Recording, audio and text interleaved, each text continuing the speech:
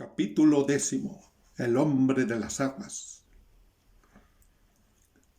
Quien hablaba así era el jefe de bordo. Al oír estas palabras, Ned Land se levantó súbitamente.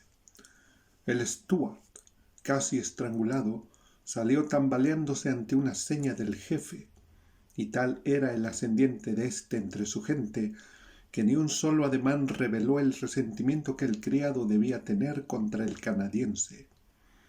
Conseil, sobrecogido de interés a pesar suyo, y yo, estupefacto, aguardábamos silenciosos el desenlace de esta escena. El jefe, apoyado sobre el ángulo de la mesa y cruzado de brazos, nos observaba con profunda atención. ¿Dudaba si nos hablaría? Estaba pesaroso de las palabras que acababa de pronunciar en francés. Así podía creerse. Después de algunos instantes de un silencio que nadie pensó en interrumpir, dijo con acento penetrante y sosegado: «Señores, hablo lo mismo el francés que el inglés, el alemán y el latín. Hubiera podido, por consiguiente, responderles en nuestra primera entrevista, pero quería conocerles primero y meditar después. Su relación cuádruple, absolutamente semejante en el fondo, me ha confirmado la identidad de sus personas. Ahora sé que la casualidad ha puesto en mi presencia al señor Pierre Aronnax, profesor de Historia Natural en el Museo de París, encargado de una misión científica en el extranjero, a su criado Conseil y a Ned Land, de origen canadiense, arponero a bordo de la fragata Abraham Lincoln, de la Marina Nacional de los Estados Unidos de América». Me incliné en señal de asentimiento. El jefe no me hacía ninguna pregunta. Por consiguiente, nada tenía yo que responder. Se expresaba aquel hombre con perfecta soltura y sin acento alguno. Su frase era correcta, sus palabras precisas, su facilidad de locución admirable, y sin embargo, no me causaba la impresión de un compatriota. Prosiguió la conversación en estos términos: «Les habrá parecido que he tardado mucho en hacerles esta segunda visita. Es que, una vez reconocida su identidad, quería yo pensar con madurez el partido que debía tomar. He vacilado mucho. Las circunstancias más sensibles les han puesto en presencia de un hombre que ha roto sus lazos con la humanidad. Han venido a turbar mi existencia. Involuntariamente, dije. «¿Involuntariamente?», respondió el desconocido esforzando la voz. «¿Acaso me persigue involuntariamente el Abraham Lincoln por todos los mares? ¿Acaso han tomado involuntariamente pasaje en la fragata? ¿Acaso sus balas han rebotado involuntariamente sobre el casco de mi embarcación? ¿Acaso Ned Land me ha arponeado involuntariamente?» En estas palabras sorprendí una irritación reprimida, pero ante semejantes recriminaciones tenía una respuesta muy natural que hacer, y la hice. «Ignora sin duda», le dije, «las discusiones de que ha sido objeto en América y Europa. No sabe que ciertos accidentes provocados por el choque de su aparato submarino han sobreexcitado la opinión pública en ambos continentes. Omito las innumerables hipótesis con que se quería explicar el indefinible fenómeno cuyo secreto solamente usted poseía. Pero sepa que, al perseguirle hasta los altos mares del Pacífico, el Abraham Lincoln creía dar caza a algún poderoso monstruo marino de que era necesario a toda costa libertar el océano». Asomó a los labios del jefe un esbozo de sonrisa y luego respondió en tono más tranquilo: «Señor Aronnax, ¿se atreve a asegurar que su fragata no hubiera perseguido y cañoneado un barco submarino lo mismo que a un monstruo?» Esta pregunta me dejó turbado, porque es bien seguro que el comandante Farragut no habría vacilado en pensar que su deber le exigía destruir un aparato de este género lo mismo que un narval gigantesco. Ya comprenderá, repuso el desconocido, que tengo el derecho de tratarles como enemigos. Nada, respondí. ¿Para qué? Es discutible semejante aserción cuando la fuerza puede destruir los mejores argumentos. Lo he pensado mucho, dijo el jefe. No tenía obligación de darles hospitalidad, y si resolvía separarme de ustedes, no tenía interés alguno en volverles a ver. Les colocaba de nuevo sobre la plataforma de este buque que les había servido de refugio. Me sumergía y olvidaba que hubiese existido nunca. No era ese mi derecho. Quizá el derecho de un salvaje, respondí, mas no el de un hombre civilizado. Profesor, replicó con viveza el jefe, yo no soy lo que llama usted un hombre civilizado. He roto con la sociedad entera por motivos que yo solo tengo el derecho de apreciar. No obedezco a sus reglas y le recomiendo que jamás las invoque delante de mí. Esto lo dijo categóricamente. Brilló en los ojos del desconocido un destello de cólera y de desdén, y descubrí en la vida de aquel hombre un pasado formidable. No solamente se había emancipado de las leyes humanas, sino que se había hecho independiente, libre en la más rigurosa de las acepciones, y se había puesto fuera del alcance de las persecuciones. ¿Quién sería el osado que le siguiera al fondo de los mares, puesto que hasta en la superficie misma podía burlar los esfuerzos intentados contra él? ¿Cuál sería el buque que resistiría al choque de aquel monitor submarino? ¿Qué coraza, por resistente que fuese, aguantaría los golpes de su espolón? Nadie entre los hombres podía pedirle cuenta de sus obras. Los únicos jueces de que dependía eran Dios, si en él creía, y su conciencia, si la abrigaba. Estas consideraciones cruzaron rápidamente por mi imaginación, mientras que el extraño personaje callaba, absorto y como retraído en sí mismo. Le observé con un espanto mezclado de interés, indudablemente como Edipo contemplando a la esfinge. Después de un silencio bastante prolongado, el jefe tomó de nuevo la palabra.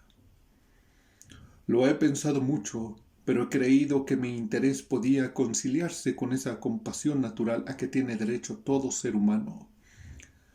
Se quedarán a bordo ya que la fatalidad les ha traído aquí. Serán libres y a cambio de esa libertad, por otra parte relativa, solo les impondré una condición, bastándome su palabra de someterse a ella. Hable, le dije, y creo que esa condición será una de las que pueden ser aceptables para hombres honrados. Sí, señor, y es la siguiente. Posible es que ciertos acontecimientos imprevistos me obliguen a encerrarles en sus camarotes durante algunas horas o algunos días. Como no deseo apelar a la violencia, espero en estos casos más que en cualquier otro una obediencia pasiva. Al lograr así, cubro su responsabilidad y les dejo completamente desembarazados, porque yo soy el que debiera ponerles en la imposibilidad de ver lo que no debe verse. ¿Aceptan esta condición? Pasaban, por consiguiente, a bordo cosas singulares que no debían ser vistas por los que no estábamos fuera de las leyes sociales. Entre las sorpresas que me aguardaban, no debía ser esta la menor. Aceptamos, respondí, pero me permitirá una pregunta, una tan solo. Hable. Ha dicho que seríamos libres a bordo, completamente. Le pido que me diga lo que entiende por tal libertad. La libertad de ir, de venir, de ver y hasta de observar lo que aquí ocurre, salvo en algunas y raras circunstancias. La libertad, en fin, de que gozamos nosotros mismos, mis compañeros y yo. Era evidente que no nos entendíamos. Dispense, repliqué, pero esta libertad no es más que la que goza todo preso de recorrer su prisión. No puede bastarnos. Preciso será, sin embargo, que les baste. ¿Cómo? ¿Debemos renunciar a nuestra patria, a nuestros amigos, a nuestros parientes? Sí, señor, Pero eso de renunciar al insoportable yugo de la tierra, que los hombres creen ser la libertad, no es quizá tan penoso como piensan. Jamás daré mi palabra de no procurar escaparme, exclamó Ned Land. No les exijo palabra alguna, señor Land, respondió con frialdad el jefe. Señor, respondí algo acalorado a pesar mío, abusa usted de su posición para con nosotros. Eso es una crueldad. No, señor, eso es clemencia. Son prisioneros míos después de un combate. Les conservo cuando pudiera con una sola palabra sumergirles de nuevo en el océano. Me han atacado. Han venido a sorprender un secreto que nadie en el mundo debe penetrar, el secreto de toda mi existencia. ¿Y piensan que les voy a enviar a esa tierra que no debe volver a conocerme? Jamás. Al retenerles, no les guardo a ustedes sino a mí mismo. Estas palabras indicaban de parte del jefe una resolución fija, contra la cual no prevalecería ningún argumento. Así es que, le repliqué, nos da a escoger simplemente entre la vida o la muerte. Simplemente. Amigos míos, dije, ante una cuestión así planteada, no hay nada que responder. Pero ninguna palabra nos liga sobre este particular con el jefe de a bordo. Ninguna, respondió el desconocido. Y después, con acento más suave, prosiguió. Ahora permítanme que termine lo que iba a decirles. Le conozco, señor Aroná. Usted, quizá mejor que sus compañeros, no tendrá tanto motivo de queja por el azar que le liga a mi suerte. Hallará entre los libros que sirven para mis estudios favoritos la obra que ha publicado sobre los grandes fondos marinos. La he leído repetidas veces. Ha llegado a ella hasta donde se lo permitía la ciencia terrestre, pero no lo sabe todo. No lo ha visto todo. Permítame decirle que no sentirá el tiempo que pasará aquí. Va a viajar por el país de las maravillas. El asombro y el pasmo serán probablemente el estado habitual de su ánimo. Su cansancio no se verá fácilmente apurado por el espectáculo que incesantemente tendrá a la vista. Voy a dar una nueva vuelta al mundo submarino. ¿Quién sabe? Tal vez la última, para ver de nuevo todo cuanto he podido estudiar en el fondo de los mares, tantas veces recorrido, y será mi compañero de estudio. Desde hoy entra en un elemento nuevo y verá lo que ningún hombre ha visto, porque los míos y yo no pertenecemos a la humanidad, y nuestro planeta les va a confiar sus últimos secretos. No puedo negarlo. Estas palabras del jefe me hicieron gran efecto. Me dejaba vencer por mi parte flaca, olvidando momentáneamente que la contemplación de cosas tan sublimes no podía compensar mi libertad perdida. Por otro lado, contaba yo con el porvenir para resolver esta grave cuestión y me limité a responder. Si ha roto con la humanidad, quiero creer que no ha renegado de todo sentimiento humano. Somos unos náufragos caritativamente recogidos a bordo de su nave y no lo olvidaremos. En cuanto a mí, no desconozco que, si el interés de la ciencia podía absorber hasta la necesidad de libertad, lo que su encuentro me promete, me ofrecería grandes compensaciones. Yo creía que el jefe iba a darme la mano para confirmar nuestro convenio, pero no sucedió así, y lo sentí por él. Una pregunta más, dije en el instante en que aquel ser incomprensible iba, al parecer, a retirarse. Hable, profesor. ¿Cómo debo llamarle?